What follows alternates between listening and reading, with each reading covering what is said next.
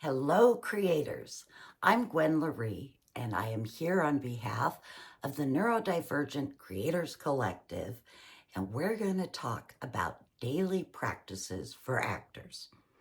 Now, if you've watched the warm-up video, you already know it's super important to get your body moving, to get your brain moving, to get your mouth and facial muscles moving before you get to work. And you can do that every day.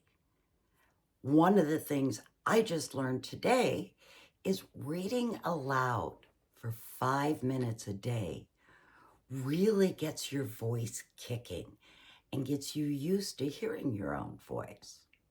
That's something I'm going to add into my routine. Now, the part we didn't talk about so much is moving your brain. And that seems a little bit kind of intuitive. Okay, I'm going to think about stuff, and heck, I might even write out a character description or backstory. But as a performer, more and more as you go along your journey and you're learning, we need to be constantly watching, listening, thinking about how people act. What choices did you make in your life that, if you'd made the other choice, could have put you on a totally different path? Because all of our characters start with us. We're it.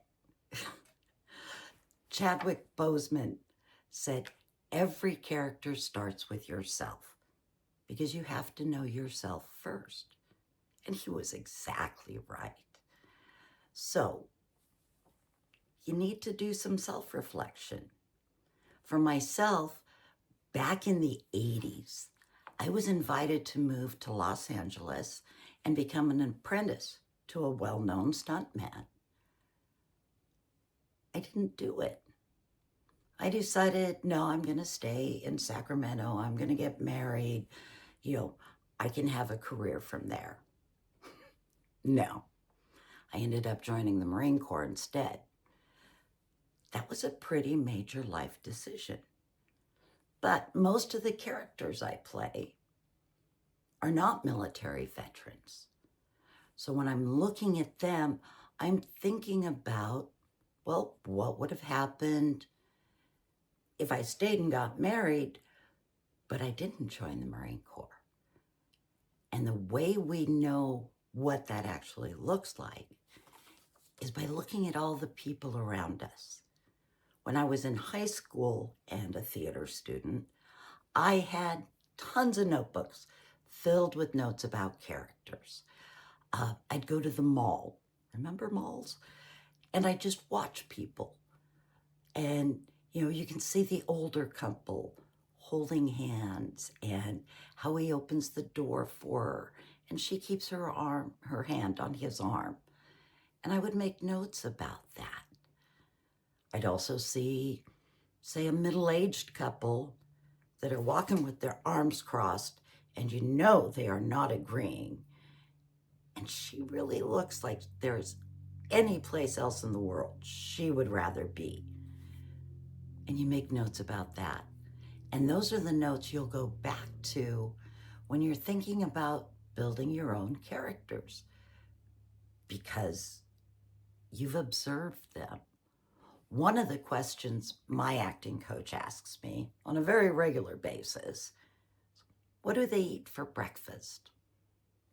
What's their biggest secret? What's their secret dream?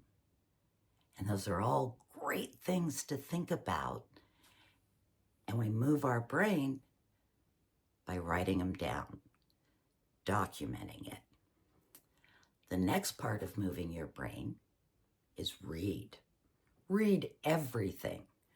We have got a whole list of recommended reading on our resource page for the Neurodivergent Creators Collective, and specifically for actors and voiceover, and we're building up the other areas. We will get there. We're just starting out. But read biographies, read about acting, read about Katharine Hepburn. There are a multitude of books available about acting on film and acting on stage and famous people's memoirs or biographies. The more you read, the more you understand. And it opens your mind so you can kind of embrace that other viewpoint. Remember, when you're building a character, you don't want to judge them, but you do want to find the decisions that kind of made them who they are. So I've played a couple of very racist, very not very nice people. But my character doesn't believe they're racist. My character doesn't think they're mean. I believe in that role that these people have hurt me in some way. Maybe I got beat up by a Mexican girl in junior high. And so I know they're just out to beat me up. They don't like me because I have red hair. And that's how you build that character that's believable. You're not judging them. Remember, every character is the hero of their own story. We all look at our lives, not from so much how other people see us, but what we're doing. We're the star of the show. And there's not very many people who can let that go. So you're reading, you're writing, you're taking notes, you're paying attention. You're also watching.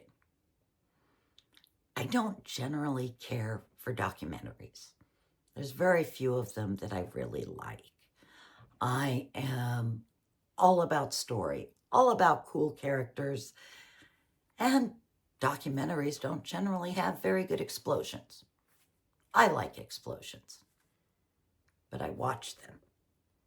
And I watch them to see how they are putting out that information, understanding how a documentary format works as opposed to an episodic or a feature or a romance, because all of those genres are going to be a little bit different.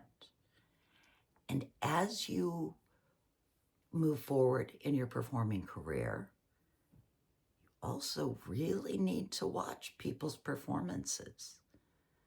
One of the movies on our recommended viewing list on the Neurodivergent Creators Collective resource page, you should check it out, is The Devil Wears Prada.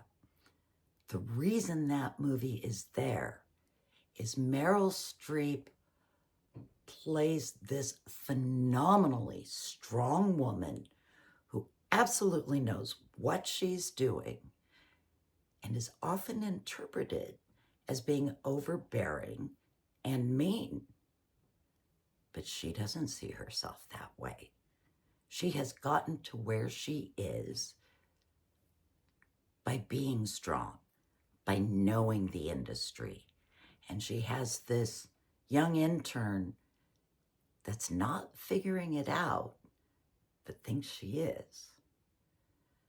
That's the kind of performances you want to be on the lookout for. Once you start looking at stories that way, it kind of takes you out of the story a little bit. It's a lot harder to just dive in and be brainless when you realize that that character is really wooden and is not reacting to the other characters in the scene. And you're wondering, what the heck's wrong with him? Why did the director let him do that?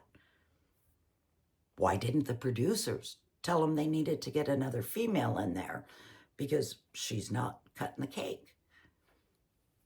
It happens. So if you pay attention, file that away.